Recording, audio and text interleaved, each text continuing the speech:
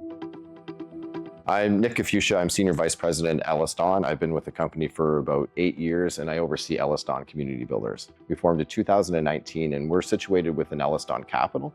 EllisDon Capital is the investment and development arm of EllisDon.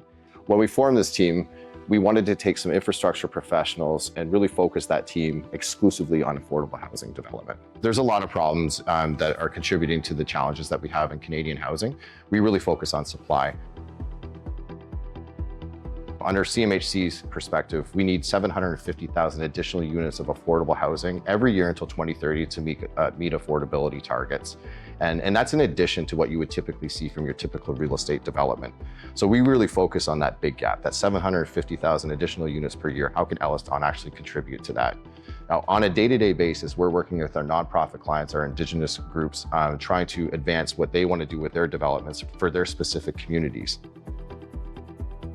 We're really focusing on an affordable housing-based design that we've been working actually since the 2019-2020, that is CMHC compliant, brings us to about a 60% design development stage, but serves as a starting point for any project. If you look at the past few years, we've been seeing a lot of these projects start from scratch, kind of ignoring lessons learned that we've taken from across the country and starting anew. And that costs a lot of money, particularly for nonprofit organizations that may not have the funding to start at that stage.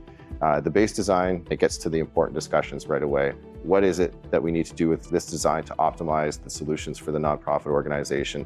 What do we do to actually fund this project? And having the right team in place from day one. The most important thing is that the nonprofit has a voice right from the start. So they will interface directly with our online tool, which basically creates a project profile. If the project profile looks good, we bring the base design to match that profile. It's a starting point that we have not seen in the affordable housing development space to date, and that's what we're really excited about. Another thing is the development of the online tool. So we have our design in place and we're working that to a very workable prototype, which will be completed very soon with a lot of input from our nonprofit community. And the milestone that we're approaching now is that we're going through some user testing to make it an interface that is available to every Canadian to see if they have a project idea, they can access this online tool, put in their thoughts and see if it's financially feasible or if it's something they want to move forward with. I think that historically we've been faced with challenges that there weren't a lot of playbooks for. And I think what we should be really encouraged by is the level of involvement that we've seen from all sectors in creating innovations that have not yet gone to market or that are not yet visible.